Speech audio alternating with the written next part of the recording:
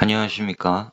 지식과 즐거움을 찾아 떠나는 책여행, 책 읽는 토끼입니다. 오늘은 한강 작가의 히러버 시간 두 번째 시간입니다. 스포일러가 있으니까 스포일러가 알려주는 거 싫다 하시는 분들은 책을 읽고 영상을 봐주시면 감사하겠습니다. 오늘은 주로 제가 스토리를 조금 깊게 말씀을 드릴 텐데, 배경에 그림을 조금 넣었는데, 프리다 칼로와 디에고 리베라 부부죠. 멕시코 출신의 화가 그림을 넣었습니다. 요 책은 르 클레지오 노벨 문학상 수상자죠. 이분이 우리 한국의 독자분들도 사랑하는 작가인데, 한국과도 거의 뭐 친한파로 알려져 있고, 이분이 쓰신 이 두 부부의 부부 화가의 평전입니다. 굉장히 좋은 책이어서 제가 다음에 소개하도록 하겠습니다. 그래서 오늘은 이 두 화가의 그림들을 한강 작가의 배경으로 썼다. 특히 프리다 칼로의 그림이 한강 작가의 이 히러버 시간이라는 소설과 잘 어울리는 것 같아서 주의 깊게 살펴보시면 좋을 것 같습니다. 잠깐만 소개해드리면 이 두 부부는 1929년에 결혼을 했다고 합니다. 사진 속에 이 덩치 큰 남자가 디에고이고 옆에 조그마한 여자가 프리다 칼로입니다. 프리다 칼로는 뭐 초현실주의 화가로도 제가 초현실주의 소개할 때 이제 소개해드린 그런 화가이기도 합니다. 코끼리와 비둘기의 결합, 흥미롭죠? 요 사진을 놓고 이렇게, 요거는 프리다 칼로의 그림입니다. 자신의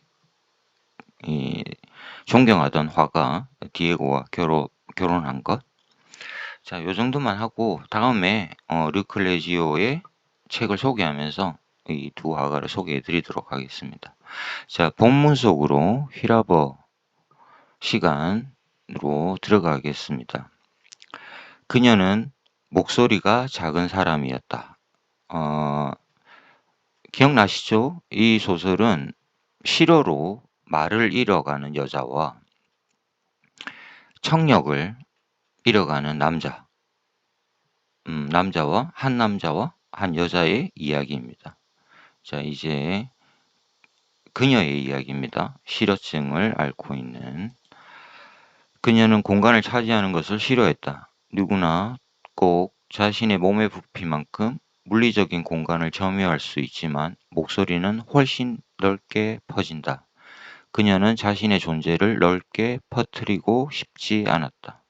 자신의 존재감을 세상에 드러내고 싶지 않았다.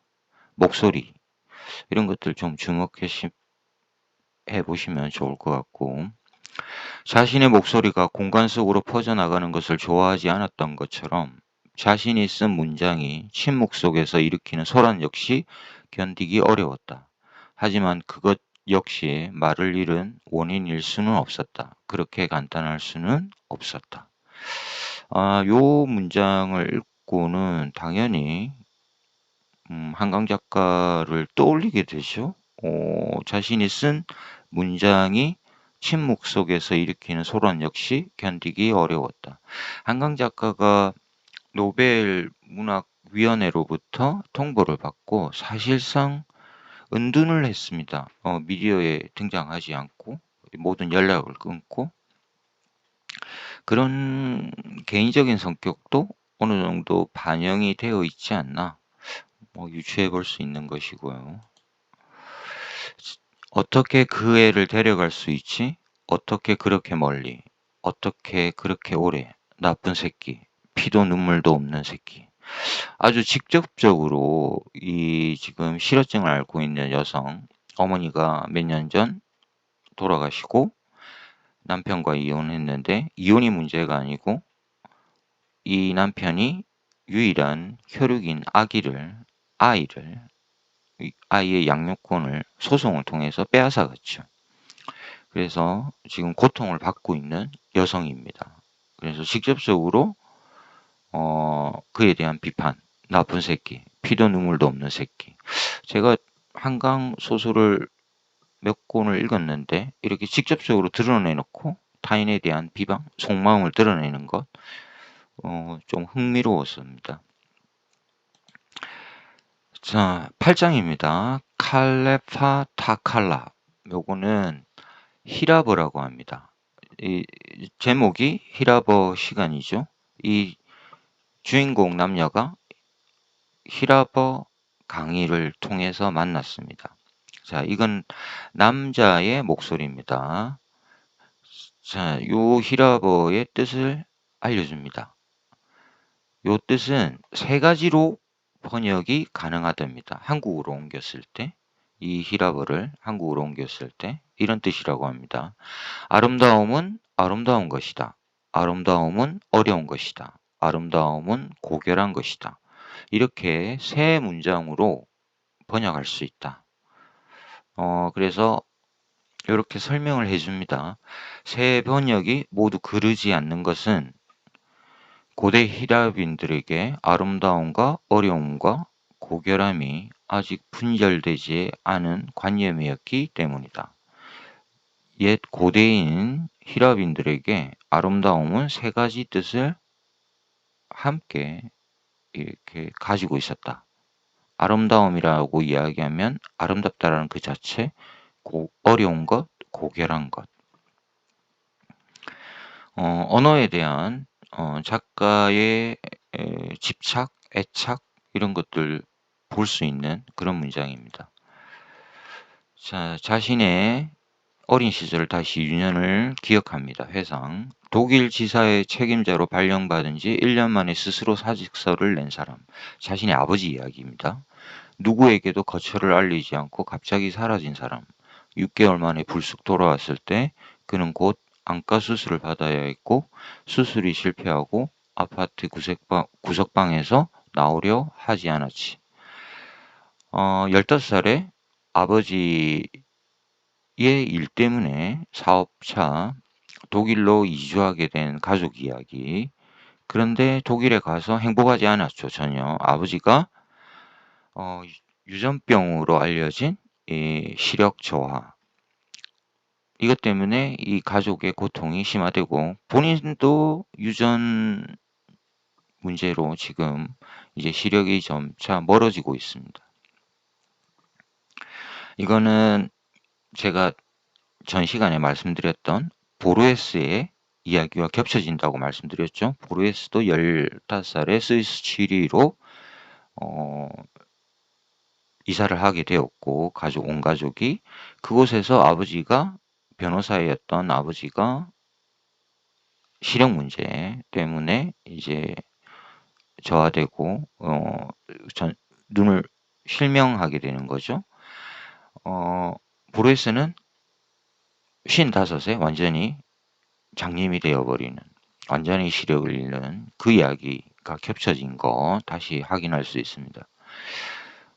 자, 다시 여성 이야기입니다. 9살의 여름 이야기를 떠올립니다.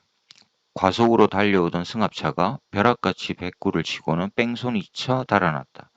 며칠 전에 새로 깔린 뜨거운 아스팔트 바닥에 개의 허리 아랫부분이 납작한 종이장처럼 달라붙었다. 앞발과 가슴과 머리만 입체의 형상을 한 개가 거품을 물고 신음한다. 그녀가 무작정 다가가 개의 상체를 끌어안으려 한다. 개는 온 힘을 다해 그녀의 어깨를 가슴을 물어뜯는다. 제가 그 한강의 소설은 이 소설 특히 히라버 시가는 우울의 바이브가 있다 그랬죠. 검은색이고 깊숙한 좌절과 절망, 약간은 좀 끔찍한 어떤 부분까지 끌고 내려가는데 대표적인 장면 묘사입니다. 어린 시절에 뺑소니를 당해서 강아지가 죽은 모습. 개 어렸을 때 키웠던 개의 죽음. 이거는 작가의 기억 속에 아주 큰 트라우마로 남아 있는 것 같습니다. 채식주의자라는 소설에도 개가 이제 죽는 장면이 나오고, 휜이라는 소설에서도 개의 죽음을 직접적으로 다루고 있습니다. 이건 자신이 경험했던 유년 시절에 사랑했던 그 백구의 죽음, 이것이 한강 작가의 가슴에 대단히 깊게 새겨져서 삶과 죽음이라는 문제로 확장되어서 소설 속에서 계속 등장하고 있습니다. 자, 14장입니다. 아직 실감할 수 없어. 너 37살 요하임 그룬델의 죽음을. 다시 남성의 이야기로 돌아왔습니다. 자신이 독일로 이주했을 때 첫사랑, 기억나시죠? 안과 의사의 딸, 목공을 배우던 그 딸의 이야기와 함께 유일하게 동성의 친구 요하임 그룬델을 이야기해 줍니다. 이제 한국에 돌아와서 요하임 그룬델이 자신의 유일했던 친구인 요하임 그룬델이 사망했다는 소식을 알게 되고 지금 그 친구를 기억하는 장면입니다. 명랑하게 너는 말했지. 내가 너라면 그때를 위해 점자를 미리 배워두겠어. 흰 지팡이를 짚고 혼자서 거리를 걷는 법도 익혀두겠어. 잘 훈련받은 멋진 리트리버를 사서 그 녀석이 늙어 죽을 때까지 함께 살겠어. 이건 무슨 이야기냐면 요하임 그룬델은 워낙 몸이 약해서 또 시한부 인생을 선고받은 친구입니다. 그런데 이 주인공 남자는 여기 독일에 가서 이제 안과에 다녔잖아요. 시력이 저하되고 있습니다. 그래서 친구를 위해서 이렇게 이야기를 합니다. 점자를 미리 배워두고 리트리버를 살 준비도 하고, 나는 시한부 인생 선고를 받았지만 너는 그냥 시력을 잃는 거잖아. 실명하는 거잖아. 그래도 살 수는 있잖아. 라는 이야기. 자, 사춘기 이 10대의 남자 아이들의 대화입니다. 이미 이 10대 시절에 정말 삶의 어떤 기쁨을, 쾌락을 느낄 이 시기에 이 두 아이는 죽음과 실명을 이야기하고 있습니다. 이런 지점들이 한강소설의 어두운 부분입니다. 왜 꼭 굳이 이런 걸 이야기해야 될까? 이런 것들을 떠올리면서 이 소설을 읽을 필요가 있다라는 거죠. 자, 그룬델 요하임이 하는 이야기입니다. 고대 히라비인들에게 덕이란 선량함이나 고귀함이 아니라 어떤 일을 가장 잘할 수 있는 능력이었다고 하잖아. 생각해봐. 삶에 대한 사유를 가장 잘할 수 있는 사람이 어떤 사람일까? 언제, 어디, 어느 곳에서든 죽음과 맞닥뜨릴 수 있는 사람. 이 사람 아닐까? 덕분에 언제나 필사적으로 삶에 대해 생각할 수밖에 없는 사람. 그러니까 바로 나 같은 사람이야말로 사유에 가난한 최상의 아래태, 우수함을 지니고 있는 거 아니겠니? 라고 이야기를 합니다. 제가 지난 시간에 영상에서 이 히라버 시간을 이해하기 위해서는 작가 보르헤스의 삶도 떠올려야 되고, 이 작가가 관념적인 소설을 쓴다 그랬죠. 그래서 히라버라는 고대 그리스 철학, 관념론, 형이상학, 여기에 대한 이야기가 이 소설의 사상적, 이론적 배경으로 등장한다. 그래서 이런 이야기들이 곳곳에서 터져 나옵니다. 삶에 대한 사유를 가장 잘할 수 있는 사람이 어떤 사람일까?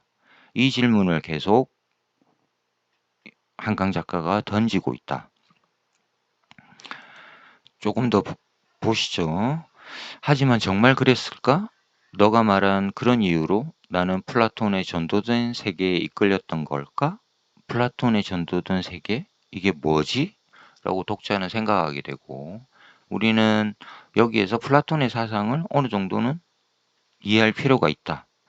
근데 뭐 여기까지 오늘 이야기하면 하루 종일 이야기해야 되고, 플라톤의 철학은 일반적으로 우리가 보통 플라톤 하면 딱 따라오는 이꼴, 플라톤 이꼴 이데아, 이것도 올릴 수 있죠.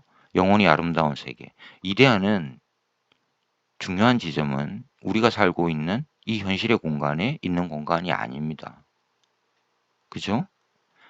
저 너머 우리가 볼 수도 만질 수도 말할 수도 없는 어떤 공간 속에 있다라는 거죠. 이게 이제 형이상학적인 철학의 방식이고, 이 지점이 결국 기독교가 플라톤의 철학을 받아들여서 신의 공간, 천국 이런 이야기까지 확장되기도 합니다.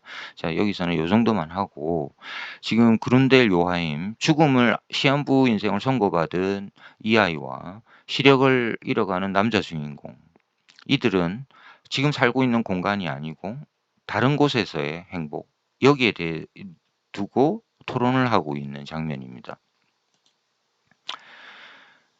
그보다 먼저 한 칼에 감각적 실제를 베어버리는 불교에 매료되었던 것처럼, 그러니까 내가 보이는 이 세계를 반드시 잃을 것이기 때문에.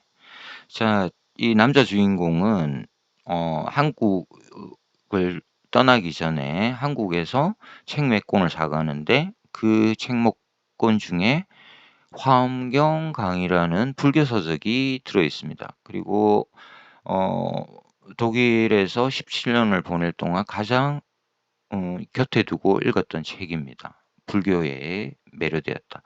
불교에 매료된 이유를 설명해 주죠. 한 칼에 감각적 실제를 베어버린다.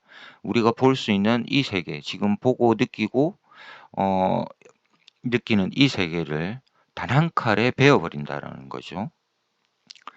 자, 그리고 자신의 운명, 이 세계를 반드시 잃을 것이기 때문에, 그것이 눈으로 보는 이 세계를 잃을 수도 있고, 또 생명이 다해서 이 세계를 잃는 이런 이유도 됩니다.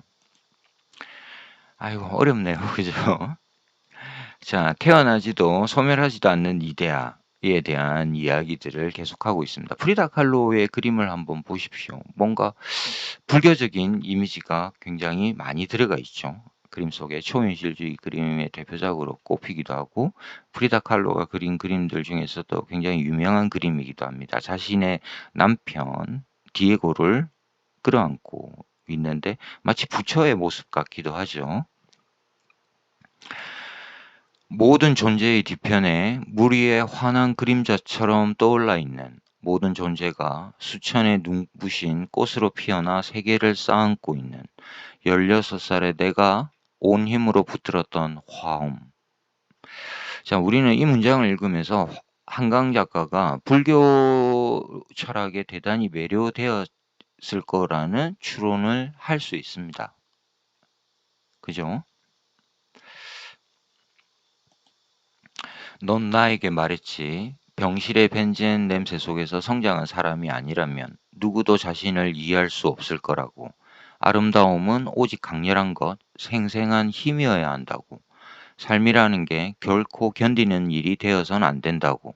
여기가 아닌 다른 세계를 꿈꾸는 건 죄악이라고.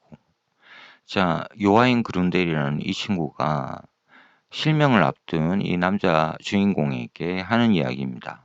여기가 아닌 다른 세계를 꿈꾸는 건 죄악이라고. 살아있는 동안 삶에 대해서, 삶의 그 감각적인 쾌락? 이런 것들을 누리는 게 무엇이 잘못일까? 어쩌면 요하인 그룬델 이 친구는 대단히 허무적인, 불가지론자적인 입장을 취하고 있는 것 같습니다. 플라톤이 이야기하는 전도된 이데아의 그 세계에 빠지지 말고 살아있는 동안 삶의 행복을 누려라. 그런 뜻인 것 같은데 정확하지는 않습니다. 워낙 지금 이 소설이 깊숙한 곳으로 들어가고 있기 때문에 제가 그냥 이렇게 한번 추론해 보는 것이고요. 여러분도 이 소설을 읽으면서 뭐 한번 생각해 보시면 좋을 것 같아서 말씀을 드렸습니다. 자, 요하인 그룬델이 그러면 무엇을 우리는 누려야 되느냐? 좀 더 구체적으로 이야기해 줍니다. 대단히 시적인 문장들이 나옵니다. 그러니까 너에게 아름다운 건 붐비는 거리였지. 햇빛이 끌어넘치는 트램 정류장이었지. 세차게 뛰는 심장, 부풀어 오르는 허파, 아직 따뜻한 입술. 그 입술을 누군가의 입술에 세차게 문지르는 거였지. 자, 이 시적인 이 문장은 대단히 관능적인 문장입니다. 그죠? 사실 제가 조금 읽다가 놀란 건, 한강 작가가 대단히 건조한, 문장들을, 계속해서 구사하는데, 이렇게 관능적인, 육감적인 문장이 나온 거는 거의 잘 못 봐서 되게, 관심 있게 지켜봤습니다. 한 번 더, 조금 더 들어가 보죠. 그 모든 뜨거움을 너는 잃었니? 너는 정말 죽었니? 자, 이 소설을 읽는 동안에 잠깐 헷갈리는 부분이 있는데, 독자들은 요하인 그룬델이 여잔가? 이야기를 안 해줘서. 근데 요하임은 독일 남자 이름이라고 합니다. 그래서 그걸 설명을 안 해주기 때문에 독자들이 읽는 동안 이 친구가 남자일까 여자일까 헷갈리다가 나중에 가서야 이제 조금 알게 됩니다. 동성인 남자라는 사실을. 네가 나를 처음으로 껴안았을 때 그 몸짓에 어린 간절한 숨길 수 없는 욕망을 느꼈을 때 소름 끼칠 만큼 명확하게 나는 깨달았던 것 같아. 인간의 몸은 슬픈 것이라는 걸. 자, 위에 육감적인 문장들, 관능적인 문장들이 나오고 지금 포옹이 이루어졌습니다. 그죠? 근데 잘 생각해보면 대단히 이상하지 않습니까? 10대의 동성 남자친구들이 껴안았다? 동성애는 아닙니다. 극에 대한 이야기는 아니고 그 시절이 지나기 전에 너를 단 한 번이라도 으스러지게 마주 껴안았어야 했는데 그것이 결코 나를 해치지 않았을 텐데 나는 끝내 무너지지도 죽지도 않았을 텐데 자신을 향해서 다가오는 이 요하인 그룬델을 자신은 팔을 벌려서 마주 안아주지 않았다라는 후회를 하는 장면입니다.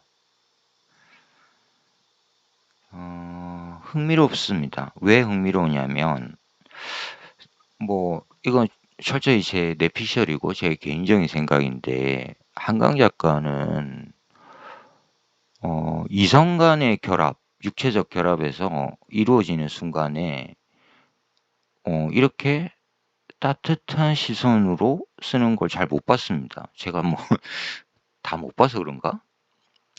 단편을 아직 읽지 않은 부분들이 있는데 장편은 거의 다 읽었는데 대체적으로 남자와 여자 사이에 이루어지는 육체적 결합을 묘사하는 장면에서 대단히 건조하고 뭔가 이게 사랑이라는 감정으로 이루어지는 게 아니고 그냥 동물적인 행위, 특히 채식주의자라는 소설에서 남녀의 결합은 대단히 불편한 시선으로 바라보게 됩니다. 그런데 여기서는 뭔가 이 한강 작가가 지금 이 10대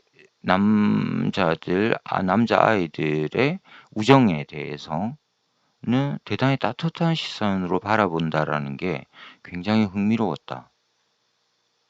뭘까요? 한번 생각해 볼 부분인데 각자 한번 생각해 보십시오. 자, 그리고 이야기는 조금 깊어지는데 제가 이 스토리는 그냥 빼고 넘어가겠습니다. 벌새가 들어와서 문제가 생기고 이렇게 해서 여차해서 이야기가 어디로 가냐면 지금 실어증을 앓고 있는 이 여성이 앓고 있는 실어증으로 고통받는 이 여성이 시력을 잃은 이 남자 주인공 히라버 강사죠. 만나서 도와줘서 완전히 시력을 잃어버렸습니다. 그 상황에서 집으로 못 돌아가기 때문에 이 히라버 강사의 손을 이끌고 그의 집까지 데려다 주는 장면입니다. 제가 스토리 확 넘겼습니다. 그러면서 자, 대화를 하는데 잘 생각해 보십시오. 한 사람은 눈이 멀었고 한 사람은 말을 하지 않습니다. 대화가 어떻게 이루어질까요? 이 손바닥에다가 써줍니다. 이 장면도 되게 이 히라버 강사의 손바닥에다가 말을 하지 못하는 이 여성이 자신의 의견을 손바닥 위에 이렇게 손바닥에 손가락으로 이렇게 자신의 말을 써서 의사를 전달하는 장면입니다. 그래서 대단히 이상하다. 근데 뭐 그건 넘기시고 그럴 수 있다 라고 생각하고 소설을 보시면 됩니다. 이탈리아 여행 아무것도 잘 기억나지 않아요. 이탈리아의 다른 어떤 것도 미술품이며 성당, 음식 같은 것도 단지 거기 카타콤베 묘지만은 잊을 수 없어요. 이거는 남자가 한 이야기죠. 길게 이야기했으니까. 남자는 말을 할 수 있고 자, 이탈리아 여행을 갔는데 카타콤베 묘지를 갔는데 그 장면을 잊을 수 없다라고 이야기하고 있고 그래서 제가 카타콤베를 찾아봤더니 캐타콤이라고 한다고 합니다. 영어로 로마 제국 시절에 만든 지하 동굴 묘지입니다. 종교적인 목적에 의해서. 그래서 이 정도만 설명하고 자, 남자가 다시 이야기해 줍니다. 그곳은 죽은 자들의 도시더군요. 통로가 끝날 때마다 세 갈래 갈림길이 나타났어요. 제가 우울에 블랙에 바이브가 있다 그랬죠. 우울의 바이브, 블랙의 바이브. 이제는 이 두 남녀가 거의 뭐 부축해서 가는데 죽음 이야기합니다. 뭐라 그럴까요? 꼭 굳이 그랬어야 될까? 이런 걸 좀 떠올리게 되는데 뭐 작가가 하고 싶은 이야기가 막다른 골목이죠. 그 막다른 골목이랑 결국 죽음 아니겠습니까? 수천 년이 흐르면 사람의 뼈가 삭아서 이런 흙이 되는 겁니다. 자, 사람은 결국 죽고 뼈만 남는데 매장이 되면 수천 년의 시간이 흐르면 뼈조차도 삭아서 흙이 된다. 흙. 여기에 좀 주목해 보시고요. 토할 것 같았어요. 내가 보고 있는 흙이 무서워서. 그 흙이 내 몸에 묻을 것만 같았어. 하지만 도망칠 수 없었어요. 너무 어두웠어요. 모조리 똑같아 보이는 세 갈래 갈림길이 끝없이 펼쳐져 있었어요. 자, 우울의 바이브가 점점 강화되고 있습니다.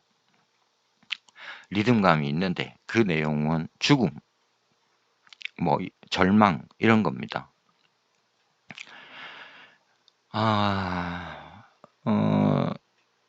이게 디에고 그림인지 리베라 그림이지 리베라 그림이군요. 리베라 디에고 프리다 칼로가 아니고 이 그림 되게 좋지 않나요? 화려하고 말년에 그린 그림입니다. 자, 밤이 깊을 만큼 깊어 끊어질 듯 끊기지 않던 풀벌레 소리가 막 끊어지려 한다는 것을 그녀는 깨닫는다. 마침내 지금 이 히라버 강사의 손을 끌고 눈이 완전히 잃어갖고 비틀비틀거립니다. 이 남자를 데리고 이 남자의 자취방 집까지 온 장면입니다. 그래서 두 사람이 한 공간 속에 좁은 공간 속에 놓여 있는 장면입니다. 캄캄한 집들이 더위를 못 이겨 열어놓은 무수한 창들, 촘촘하게 짜인 무수한 방충망들이 귀신처럼 펄럭이며 넘나드는 것은 저 검은 어둠뿐이다. 무척 아름다운 문장입니다. 그죠? 한강의 그 시적 산문이라는 걸 볼 수 있는 얼마나 한강이 한 문장 속에 정성을 기울이는가. 그런데 이게 어둠, 우울, 절망, 죽음 이렇게 향하고 있습니다. 자, 화해할 수 없었다. 화해할 수 없는 것들이 모든 곳에 있었다. 독백입니다.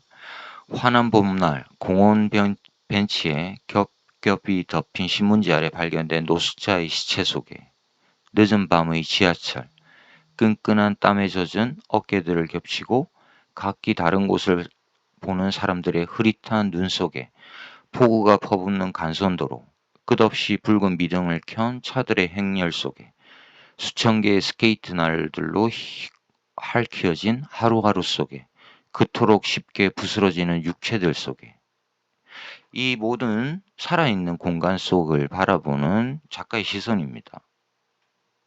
소설 속 주인공의 시선이기도 하고 이들과 화해할 수 없었다고 합니다. 이 소설은 요 문장은 딱 그 가장 최근작이죠. 작별하지 않는다라는 한강의 4.3 제주도 4.3을 다룬 공간을 이 제목과 제목을 떠올리게 됩니다. 작별하지 않는다. 자, 작별하지 않는다는 제가 연이어서 아마도 가장 마지막에 한강 소설로 소개할 것 같습니다. 좋습니다. 아무리 시간이 흘렀어도 그녀가 결코 알아낼 수 없는 것이 있다. 그게 뭘까요? 다시 옛날 기억을 떠올리죠. 그날 그 뜨거운 아스팔트에 납작하게 달라붙어 있던 백구는 왜 그녀를 물었던 걸까?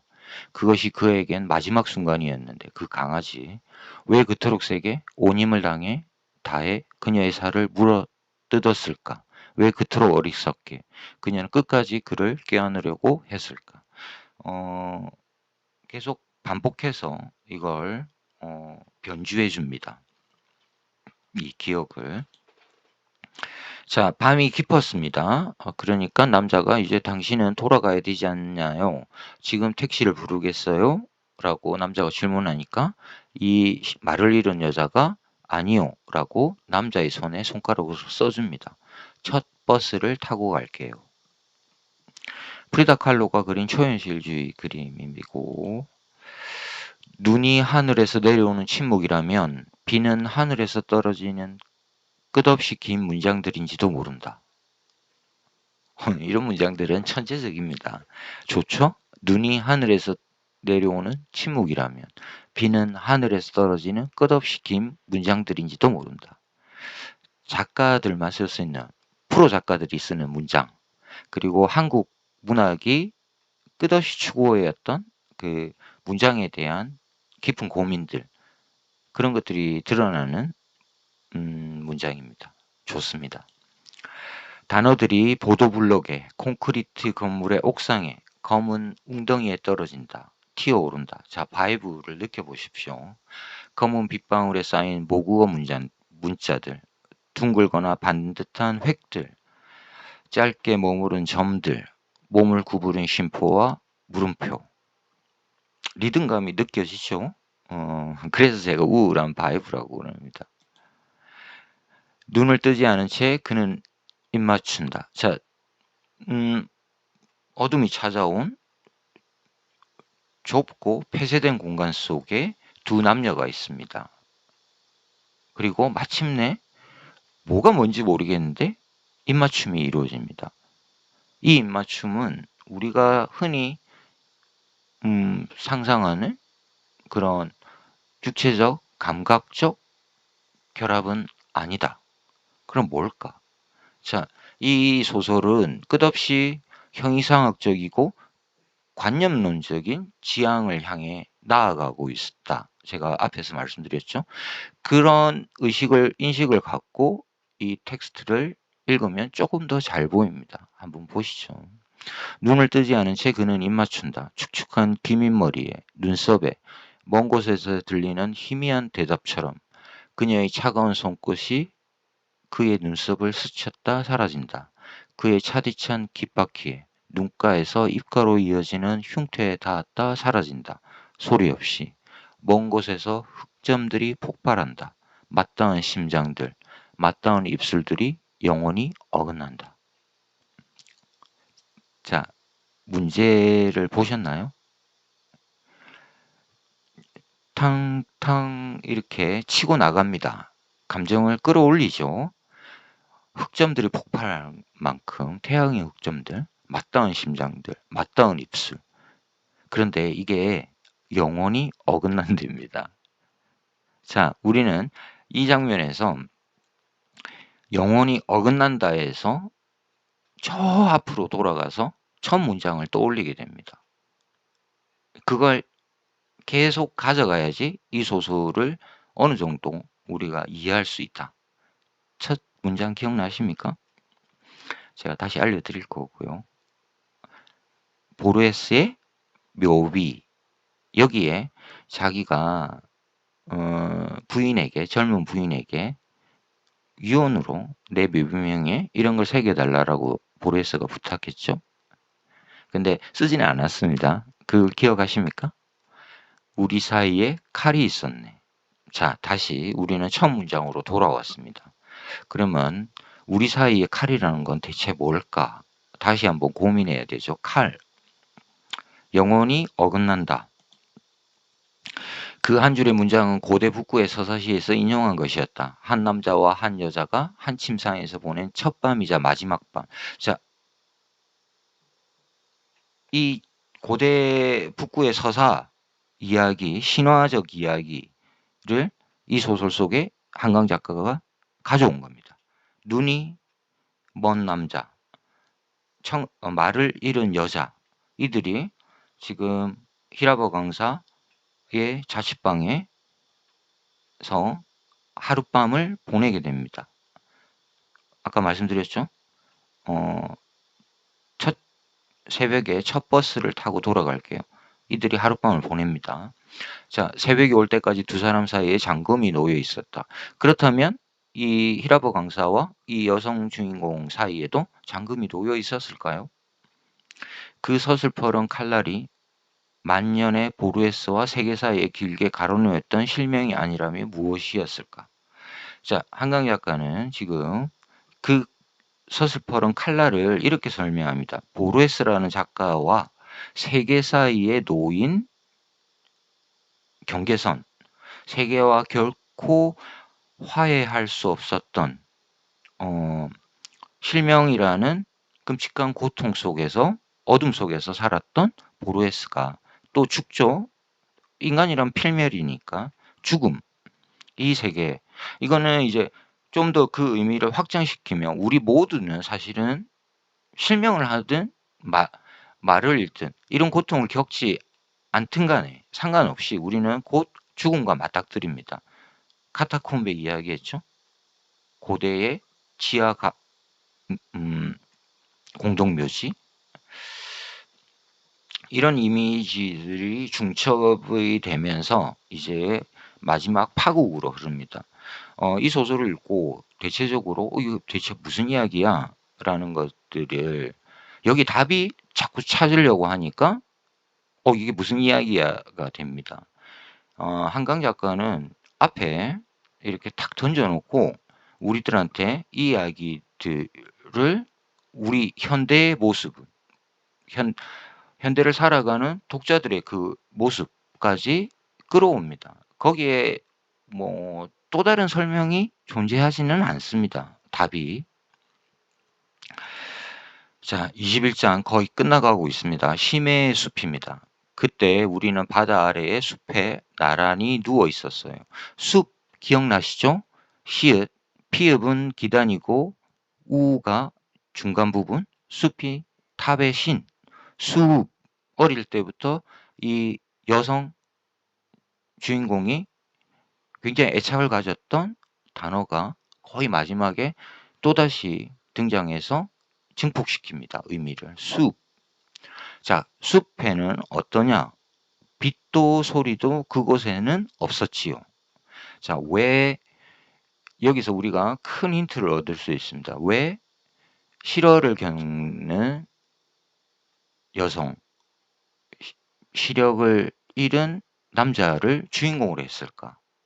우리는 결국 저 깊은 심해의 절망 속에, 어쩌면 이게 죽음일 수도 있지만 죽음이라고 봐야 되겠죠? 결국 그 막다른 골목에 저 밑바닥에 심연 속에 우리는 내던져질 텐데 그곳에는 빛도 소리도 없을 것이다. 인간의 운명, 여기에 대해서 한강 작가가 이야기하고 싶었던 것 같습니다. 자, 시적 산문으로 노벨 문학상을 받았습니다. 그리고 가장 마지막 장이 영장으로 처리했습니다. 뭐 정확하게는 기억이 안 나는데 21장까지인가? 뭐 이렇게 해서 쭉 읽어왔는데 가장 마지막 장은 영장이다. 그리고 이 마지막 장은 거의 시적인 시라고 보셔야 됩니다. 산문이라기보다는 시로 이루어지면서 이 소설이 끝나게 됩니다. 자, 그래서 가장 마지막에 시적인 산문 읽고 이 소설을 끝내도록 하겠습니다. 나는 두 손을 가슴 앞에 모은다. 혀끝으로 아래 입술을 축인다. 가슴 앞에 모은 두 손이 조용히 빠르게 뒤척거린다. 두 눈꺼풀이 떨린다. 곤충들이 세차게 맛비비는 겹날개처럼 금세 다시 말라버린 입술을 연다. 끈질기게 더 깊게 숨을 들이마셨다 내쉰다. 마침내 첫 음절을 발음하는 순간 힘주어 눈을 감았다 뜬다. 눈을 뜨면 모든 것이 사라져 있을 것을 각오하듯이. 눈을 뜨면 모든 것이 사라져 있을 것을 각오하듯이. 빛도 소리도 사라진 세계. 어둡습니다. 그죠? 근데 이런 뭐랄까요? 저는 개인적으로 굉장히 이 소설 재밌게 읽었습니다. 야, 역시 한강이다. 한강다운 독특한 어둠 속으로 나를 끌어당기는구나. 아, 나는 가고 싶지 않은데 이 작가가 자꾸 그걸 보라고 그러네. 그런 걸 느끼면서 이 소설 읽었습니다. 그래서 제가 이 소설 읽다가 많이 헛웃음을 지었다라는 게 그런 이유입니다. 아, 가고 싶지 않은데 왜 나를 그런 곳까지 데려가는 거야. 제가 흥미를 느끼는 건 이런 시적 언어를 과연 세계 언어로 영어나 뭐 프랑스어나 스페인어나 이렇게 어떻게 옮기면 번역이 되면 그들 독자들한테는 어떻게 전달되었을까 좀 또 궁금했습니다. 사실 모국어를 이렇게 산문은 조금 덜합니다. 그죠? 산문은 메시지와 전달, 의미 전달이 더 중요해서 오히려 대단히 건조하게 쓰죠. 하드 보일드하게. 그런데 이런 시적 언어들은 뉘앙스가 굉장히 중요하죠. 이 뉘앙스를 과연 번역자들이 어떻게 표현을 했을까? 정말 고생을 했을 거다. 이런 생각들을 같이 함께 해봤습니다. 자, 이렇게 해서 한강의 히라버 시간을 다 읽었습니다. 굉장히 좋은 소설이고 한강을 좀 어렵게 생각하시는 부분들은 독자들은 히라버 시간을 먼저 읽는 게 아마 가장 좋지 않을까? 라는 개인적 생각도 해봤습니다. 자, 그렇게 해서 히라버 시간 마치고 제가 언제가 될지는 모르겠지만 소년이 온다를 소개해 드리겠습니다. 뭐니 해도 한강의 대표작은 저는 소년이 온다라고 생각하고 있습니다. 자, 지식과 즐거움을 찾아 떠나는 책여행, 책 읽는 토끼, 한강의 히라브 시간 마치도록 하겠습니다. 긴 시간 시청해 주셔서 감사합니다.